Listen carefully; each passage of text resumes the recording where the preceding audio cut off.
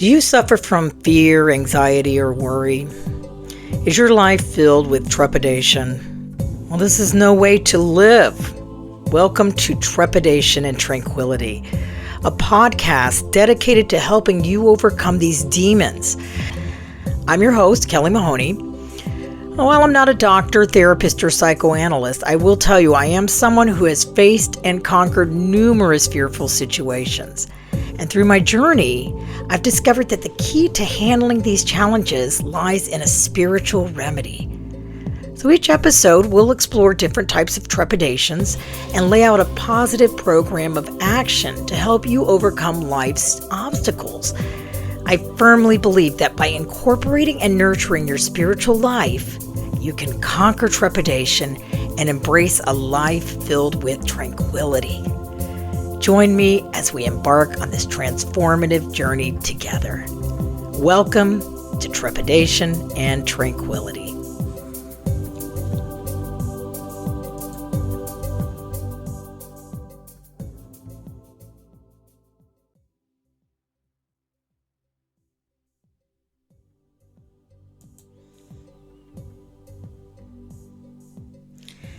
Today we're going to talk about the idea of being an insecure entrepreneur. I'll share some of my personal experience on this topic. Now, it might sound odd, but insecure and entrepreneur can definitely go hand in hand. And this isn't just me. I believe there's many people who take the leap to bring their creative ideas to the market that they feel the same insecurities that I do. I might be wrong, but I think it's pretty common among entrepreneurs. As a small business owner and entrepreneur, which I'll go into more a bit later, I constantly deal with self-doubt and how it affects my self-worth, which is directly tied to the products or services that I offer. Now, funny enough, even though I've tackled most of these issues, they still pop up now and then. And just yesterday was one of those times. I had planned a different episode for this week, but my business worries made me switch gears. So I decided to talk about this topic in this week's podcast because I'm sure many of you will relate. Even if it doesn't relate to your business, think about how it could also relate to your personal life, possibly your self-worth. There's many messages that can be found in this episode. So this episode came from my recent experience, and any of these concerns, if they hit home to you, this one's for you. So let me first tell you about my business. Now, as I've mentioned before, I'm an entertainer who later gave it all up to become a stay-at-home mom and raise my son. We moved to North Carolina from Los Angeles to raise our son and be near my parents. This was a great move, no regrets. But when we moved, I left a little something behind. When I took on the identity of being a mom, I put my actor entertainer life on hold. Any creative will tell you that you can try to leave the creativity, but the creativity will never leave you. So I found myself longing to get out there and do what I do, which is bring people together to have fun. In California, I was a game show host and an entertainer for Universal Studios and Nickelodeon for over 20 years. So that's where my creativity lies. That's what I know. That's my business. I decided, you know what? Since there's no place for me to perform anymore, because we moved away from California, I would have to create my own shows and experiences to get out there again. And as I was thinking about how to do this, I felt exhilarated and fearful at the same time. I'm sure many of you out there who started your own business can relate to this. Now, my insecurities of being able to do this floated to the surface. Would anyone want this? How would I get this out there? I'm an actor. What do I know about producing shows, or much less running a company? Then I was sitting in church and I heard the story of Peter walking on water, and just something clicked for me. Now, if anybody is not familiar with this Bible story, it goes something like this. And, I'm definitely not a religious scholar, but this is what struck out to me in the story. So Peter was out on a boat fishing, and he looks out and he sees Jesus walking on the water towards him, reaching out his hand. So Peter in awe, just steps out of the boat and starts walking on water towards Jesus. And he doesn't even think, he just does it because he has faith. Then, as he's walking, the realization hits him. Uh-oh, wait a second. What's going on here? How am I able to do this? I can't do this. And he starts to sink. I related to this story in the sense that I don't think, when I just don't think and I just do what I feel like I'm being called to do, I can walk on water just like Peter. However, when I start to doubt and lose faith in my ability to walk on water, then I just start to sink just like Peter. So the idea hit me to name my company Walk on Water Entertainment.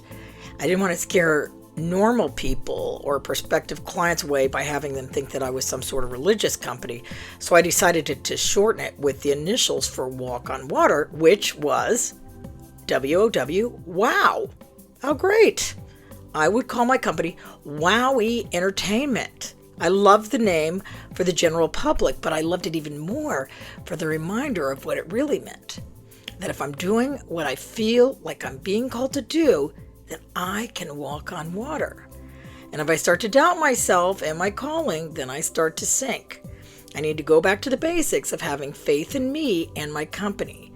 So long story short, that's how my business started. It hasn't been easy, but I have slowly grown my company and found a niche with my product and services, specifically with the Clubhouse communities. I deliver a very unique experience for these communities and help the lifestyle directors shine by bringing my shows to them. And you know what? God always sends me the leads too. It's crazy. I don't even attempt to market well, I do. Actually, I make a very small attempt to market my company. But I feel that God somehow sends me the leads. He connects me to my clients. I know this sounds a little weird, but anytime I pray to God to show me the way, the phone will ring with a new client. So God literally is my booking agent. This brings me to my current trepidation I'm dealing with. I got a call out of the blue from a new client in a 55 plus community.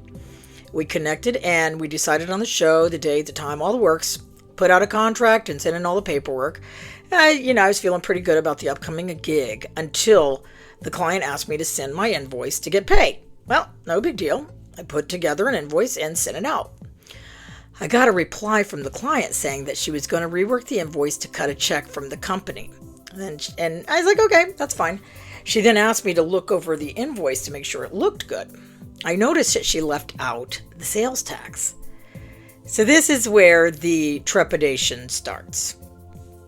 And let me give you a little backstory on this.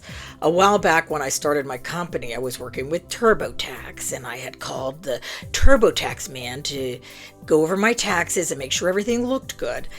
And as we were on the call, I could see him looking over my paperwork.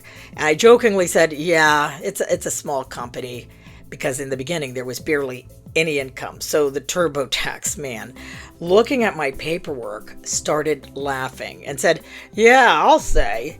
And when I say laughing, it wasn't a small laugh. No, he had to literally contain himself. So once he stopped laughing and pulled himself together, he did explain to me that sales tax was meant to be paid by the person receiving the service, not me. Voila! Revelation, business practice. So this was something that I carried with me as a business owner. And it makes perfectly good business sense as well. I pay sales tax for everything, and I just accept it as part of the process. Yet, here I am feeling super guilty about asking for the invoice to be corrected to add the sales tax. Isn't that crazy? So I went back and forth as to whether to even bring it up. I mean, did she intentionally leave out the sales tax? Or was just like a simple mistake? Was this going to be a deal breaker for the show? What if I lose the gig because I asked for the sales tax? In the end, I decided just to reply saying it looked good, but she forgot to add the sales tax for a blank amount. I then sent it, and my stomach was in knots. I didn't hear back from her, and then I started feeling like I had just done something wrong. I've even avoided checking my email for fear that she was going to write me back saying that she does not feel she should have to pay the sales tax. So as I'm talking about this right now, I'm realizing just how irrational this trepidation is. Yet, it is very real to me, so it's something that I need to address and learn from. So that is the trepidation this insecure entrepreneur is going through right now. And I'm inviting you to share the process of uncovering, discovering, and discarding the problem so I can walk free today and in the future. And hopefully you can too. So let's break down the problem. You know, I have a 3-step process I call name it, claim it, tame it. First, let's name it.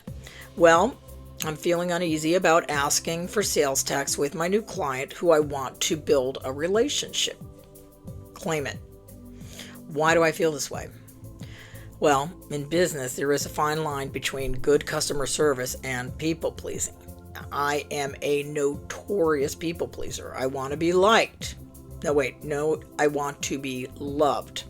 People pleasing, though, I've learned, does not work. It's a surefire way to make me resent my client for taking advantage of me when I'm the one who started the ball rolling in the beginning. I need to establish healthy business boundaries for me and my client. This will also set the stage for future possible gigs. Tame it. So really, it just boils down to a matter of me setting healthy boundaries for my business to succeed and not people please. So what's the solution? In this case, I need to go ahead and just ask for the sales tax, knowing that I'm setting a boundary for my business success. Now, does it feel uncomfortable? Hell yes, it does. Why? Because I'm not used to setting healthy boundaries for myself, but I have learned that they work. I was taught early in my sobriety that you teach people how to treat you, and this applies to personal relationships and business relationships. So I have to walk through the uncomfortability of laying down this boundary, knowing that it's the right action to take. And I can also practice something called acting as if. I can use this to help me overcome any negative feeling affecting me taking positive actions for myself as this insecure entrepreneur that I am. Now, how would a confident entrepreneur respond? How would a confident business owner handle this?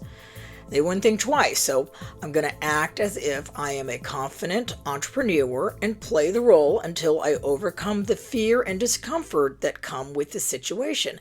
And I can use this for future situations as well. I know this works. Get going. All right, so let's get going and put this into action. First, what challenge are you facing with your business or personal relations that needs addressing? Is there a boundary that needs to be laid down to teach people how to treat you? What is that boundary? Who does it need to be given to? And how should it be given? Remember, when laying down a boundary, all we need to do is say what we mean what we say, but just don't be mean about it. Is it going to feel uncomfortable? Yeah, more than likely it is. But do it anyway. Walk through the uncomfortability by acting as if you are a secure person laying down this boundary. In reality, it is a really healthy action. I mean, people may not like it at first, but they will definitely respect you more. And the most important thing is that you will respect you more for standing up for you. Let me say that again. By laying down healthy boundaries, the most important thing is that you will respect you for standing up for you. All right, let's go on to, I always like to close my podcast with an inspirational quote. I found this quote from author Paulo Coelho, and he says, "When you say yes to others, make sure you're not saying no to yourself." There you go. I mean, that's exactly, if I had said yes to forgetting about the sales tax, I would have been saying no to me and my business and the good of my business. So when you say yes to others, make sure you're not saying no to yourself. That's how you'll know when you need to set a boundary. I love that. All right, I hope you got something out of this today. I don't know if this helped you, but it sure helped me, and thanks for being part of the journey today. This concludes our episode of Trepidation and Tranquility. I hope this has helped you as much as it's helped me today, and I hope that this episodes and the future episodes we explore together help you to find a little more peace and tranquility in these trying times of your life. If you're enjoying these episodes, go ahead and subscribe. Let's keep in touch. You can follow me on Facebook under Keynote Experiences. Subscribe to my YouTube station as well, Kelly Mahoney, Mahony 8319. Let's keep in touch. I hope this episode has helped you walk a little less in trepidation today and fills your life with more tranquility. Until next week, this has been Trepidation and Tranquility. Music provided by Kevin McLeod and Compotech.com. Adding the Sun. License under Creative Commons by Attribution 4.0 license. http://creativecommons.org/licenses/by/4.0/